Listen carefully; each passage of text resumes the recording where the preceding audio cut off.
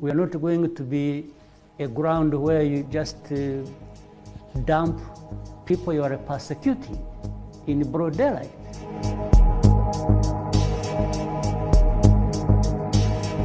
The M23 needs to stop fighting. They should even withdraw to an extent as ordered by the region. They won't withdraw to Rwanda, ever, because they don't belong there. Withdraw of M23 to whatever point you want them to withdraw to is not an end in itself. It does not provide a solution. Trying to empty Congo of these Tutsis and throwing them across the border has to stop. We are not going to be a ground where you just dump people you are persecuting in broad daylight. Bote bonjour na bila batu bazuli baku ya kolanda biso na mokolo malelo na ezui ezali bongo branche moko to la chaîne de libération océan du Congo et pai oyo to zala ka bongo bakongo mani et pai oto sasaka to panzaka et pai oto bela ka moto ya papa le moroto ekita ezikisa misala nyonso ya balokia ye kolo Congo et pai oyo to analysaka ensemble et pai oto mobilisaka to conscientisaka to sensibilisaka to salaka éveil patriotique et pas auto longolaka peuple congolais la bolema et pas auto tchaka litono na nzete poete to benga yango malamu et pas auto salaka mosala ya Jean-Baptiste et pas auto arabon basinzili ko betaka mbela ko ba ete tango ezali mabe to tele biso banso poete to bundele ko lo biso et pas auto tele ma ferme fidèle ko la baku ka pour la laisser quoi ya République démocratique du Congo et pas auto mokundola ka maloba yanko ko la biso le laboureur wala ba biso béché fouiller ne laisser ni place que la main repasse ezui la monte religieuse popo ezui et comme la bongo équipé pour la tena États-Unis d'Amérique pe mananga na kunya de langai vraiment États-Unis d'Amérique wala mana azali mo déplacement za bona Portugal tika nzambe azana isikazali pe na makambo ke ko sala epesa mela ye petaka kozonga azonga malamu ezui et comme la bongo yanga mokonzi na Angleterre pe les grands professeurs Achille Mave na molonga ya Mireille Mave bango na Angleterre na mboka yanga mokonzi ezui mona bongo papa Michael na France pe mama Célestine papa Michael Motoya océan de la presse congolaise ezui et mona bongo mwana mère de Brino na Autriche ezui qui la main kane konto bokila lokondo et femme pe kato na Allemagne pe précisément na Aachen pepa ya la chabienne maman sociale maman ya bala bitike ezui et que de bon on a plus 32 pas ya ba maman missionnaire na plus 32 pas ya ba maman missionnaire pe Anita Babe il faut kuyo moto pe ba koko ya Lumumba ezui mona bongo maman Madeleine et mona bongo maman Emilie Nzemba tous pepele ambetolo mama Emilie Nzemba mama ya bana mama Boboto tous pepele ambetolo mama to ali bongo na posa na yo ezui et mona ba mama missionnaire ezui ke bongo na Suisse bisika ya mama na Jolie ezui et mona bongo mama Dolo mama Samuel mama Mabolongo toujours mama Dolo vraiment ba papier ça la rabiso moi bien mama Dolo la ngai nzamba pambola yo ezui et ke de bongo na Australie pa ya Désiré Botuna na mama Elizabeth Botuna et pourquoi pas papa la G3 ezui na South Africa ezo mona Guillaume Pinga prompt rétablissement na na Pinga gi pe merveille pe mama passa nanga ezui et mona bongo Big Daniel Longenda le big ya océan de la presse congolaise et pourquoi pas Charlie Chobo papa ma passa maman Jovi vraiment bino banso maman moto mojali moto mozima mite assalamu alaikum na mama Jawa prompt rétablissement na ye pe ba musulman na ngai que Dieu vous bénisse nzambe azala na biso banso bayiba kongomani et mona mama Congo na plus 1 wala to moni bongo la Canada ezui et mona bongo bokula kaikala songa ndila ya kimbangu ya tumunya pe bakoko nyoso ezui ekende bipai biso bakongomani bazali po ete elamusa biso mosango sango ezwi emona bongo alino moke monseigneur liso ya nkolo hollandais noir motomo prêtre ezwi emona bongo baprogramenta ngola no bondi ya botarde bono etela ezwi bokomela bino mamonda ngola na mokitene Florence ya matondo mido et pourquoi pas ezwi ekitela bongo bandeko nanga na plus 257 plus 255 plus 253 plus 252 ezwi mona bino banso bana changu et mona bino nyonso bana ya montikile mona bino bana ya oni britannique et mona bino bana lemba bana ngaba bana partout ezwi ekomela pe les amis de Bibo wala na moni bongo petite sœur propre la Nise ye vraiment la daga ezwi la Nise na biso zambaza na yo mama présidente Bijou Bofassa ezwi ekomela yepe ekomela vraiment bino banso bana ya lemba bana ya ngaba bana ya makala bana ya partout qui seso esika bozali kolanda vraiment mingi bobengi biso likamba télévision ya magazine bande kolanga OCA katuko bien zeko sala moi passe tant ba partenaire na biso bakolamuka bakosunga en tout cas boye ba ete la télévision to kozonga to komina nyongo mike ezo sala passe mingi yango tolobaki bango pe balingi biso la chaîne mais tokolandisa nyongo likola nyongo te yango tolobi tant ba partenaire na biso bakolamuka bakosala ndenge tokosala biso tokopesa po biso pe mesali nini ekatani mais tokozanga pe te kobenga bango pona kolamusa bango tozali na posa ya lisumi na bango po ete tokobaka ko sala makambo lelo na banzi tabu ya kotoucher mwa ndambo tango pa koyela na mwa telefone na pe na kotoucher pona nini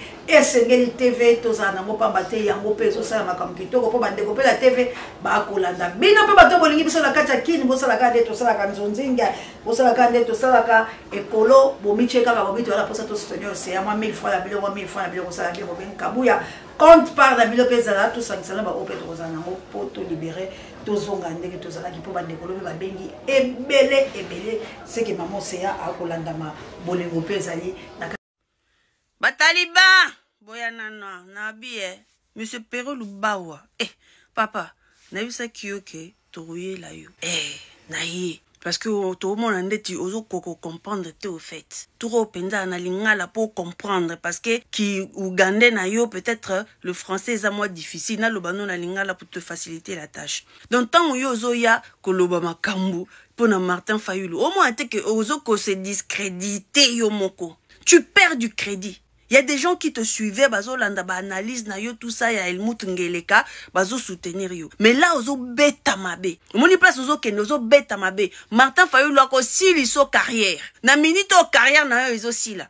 Parce que tu n'as pas d'argument pour na Martin Fayulu, tu commences à inventer les choses. Et ben invention na yo ozo sala, et ozo sili so carrière. Comment est-ce que tu peux nous parler de 5 millions? Papa nangai, yebango, peut-être que tu ne sais pas. Ba pesa ka ba information, ya kati ya CM il y a limité sous bois mais ben information mususuko filtra ka ngone soko yebite na République démocratique du Congo la personne qui a refusé le plus gros deal na mboka na biso il y a ba milliards d'euros de dollars c'est monsieur Martin Fayulu rappelez-vous deal ya présidence oyo ba senga ba pesa Martin Fayulu babi na ye na niveau nde eza boye di les ali boye zala président lia ba million na onengo lingi tia salaire à 2,5 millions par mois tia salaire il y a 2 millions par voyage voyager récupère de l'argent mais Katela Biso Est voici le deal que monsieur Martin Fayulu a refusé il a refusé un deal qui lui demandait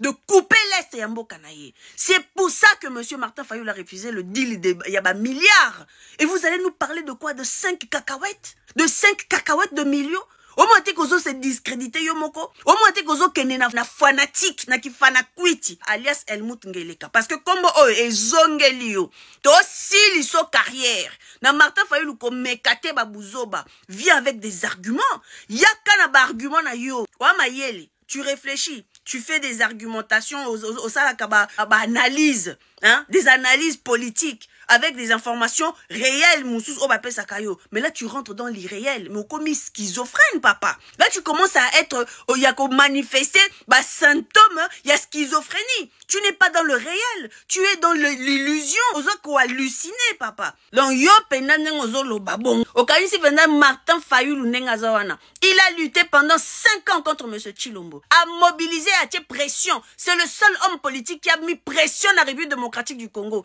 L'élan a minute, oh, ceux qui péléquaient ces ça la gouvernement kuna, qui péléquaient ces ça à niveau international. C'est grâce à M. Martin Fayulu. M'a dit, nani moutaya qui soutenir Martin Fayulu. Hein? 5 ans à lutter, 5 ans oyo. A boy deal. Batunyo sou bazara ki na eba keko liya na mangeoire ya M. Chilombo. Ya tikali. Pona souka awa. Oh, peuple congolais démontré bino que balingi ye. Bazui bino pendant les candidats bakeko tike la bino na seni. Balobi nous ne voulons pas d'autres personnes. Et belé bakeko poser candidature na bango. Ata bandindi. Bakende ko tika bangote. Et vous voulez parler de qui? Tala Helmut Ngele Kalias Pero Lubarwa. Okosi la carrière na nazo ebisayo. Tiango na mutu na yo. Et puis il faut comprendre une chose. Omoni bino. Pona bilanda landa na bino. Ki mangeoire na bino. Bana mibali o bakenda balinga bana mibali mususu baliesa bango. Na buzo babozo sala. Bino na ndeko na biso Fabien Kuswanika. Bo keba na bino. Parce que bino bo otinda biso to bando beta masasi na docteur Denis Mukwege. Tozo respecter ye. Mais lorsque vous continuez à parler sur Martin Fayulu, toro banda ko beta masasi partout. Ezui. Donc bino mutu bozo pousser biso to banda ko attaquer le docteur Denis Mukwege. Continuez ndengona na argument na bino lukuta. Venez avec des arguments. C'est parce que vous n'avez rien à reprocher à Martin Fayulu. Vous n'avez pas d'argument ya ko attaquer Martin Fayulu. Vous commencez à inventer. Ndeko Fabien Kuswanika. Kaka yo lobby awa ucho loba ba élection ngoto okena ka bongo bosani. Obosani tanga tuazo loba pona nini Martin Fayulu azokende. Osali émission zoloba azokende sans député mais akokenda ka bongo. Obosani papa nini ko ba futio combien? Bomoni docteur wana jamais peuple congolais. Est à la transition T. Mindele se ba lobby ba tia le docteur Mukwege, oyende mutu président, ba mafaso ki ba vice-président, toko se soulever article 64. Na minute ko ezali Martin Fayulu ou personne. Martin Fayulu tango asali ba marche, a mobiliser, a tie ki peleke se na gouvernement kuna, a tie ki peleke se na niveau international, pa ya ba Kagame. Nous n'avons vu personne, ni le docteur, aya ko soutenir monsieur Martin Fayulu, ata na marche moko. Et c'est pas aujourd'hui, oh Borbando Senga, que Martin Fayulu a s'allié avec qui que ce soit. Soit ils viennent avec nous, soit nous on restera seul avec Martin Fayulu. Et c'est comme ça. Yo, bomoni bino, ba fanakuiti. Helmut Ngele Pero Lubawa. Papa na biso kuswanika. Boza normalité. Bozo bunga rumba ye. Opposition nyos, opposant nyos, toazo tinda batu na ye. Ba beta masasi na monsieur na Martin Fayulu et non na Chilombo. Bon comprendre pour qui il travaille. Otala na lobby boye, na oganga te pona na musala. Peuple congolais yebi cible na biso ezali Chilombo. Biso tozo soutenir Martin Fayulu. To yebi cible na biso ezali Chilombo. C'est Chilombo a tekamboka. Chilombo muta balkanisé. Chilombo mutu a solo na ba M23. Chilombo muta sali deal na Kagame. Chilombo muta sali deal na EAC. Chilombo mutu a liembongo aram. Chilombo mutu a lié à détourner bambongo. Chilombo muta liembongo ya 100 jours. Au lieu de la vers Chilombo, to détruire Chilombo ensemble, bino bozo se retourner contre Martin Fayulu. Mais to zana bino boko zoaba masasi bo blague kutute. C'est que vous allez na sima ya Chilombo. Soki bozo indexer Martin Fayulu, mais bozo indexer Chilombo te. C'est parce que bozo liambongo ya Chilombo na ya Kabila. Et ça bino, on m'a dit que boana sens te. Boana sens ma be bo bunga rumba. Sens ya boy vers Chilombo. Bino bo tala mafa. Nandeni. Na ndenge nini toko telemela bino ba infiltrer to kangi bino omoni bino ba journaliste fanakuiti ya ba influenceur bo linga bo influencer ba tupo balanda bino belé tozo sil se bino carrière omoni bino carrière na bino esili ba envoyer du diable bo ndé osana bo sa ba envoyer du diable bo suki. Voilà, peuple congolais bobimi na poissa. Ndenge nini cible na biso za Chilombo mutazo teka mboka bino kaka na pa Martin Fayulu. Banda makambo e bandi ba candidature nanu bo attaquer Chilombo te. Kaka mafa et sili pona bino carrière et sili.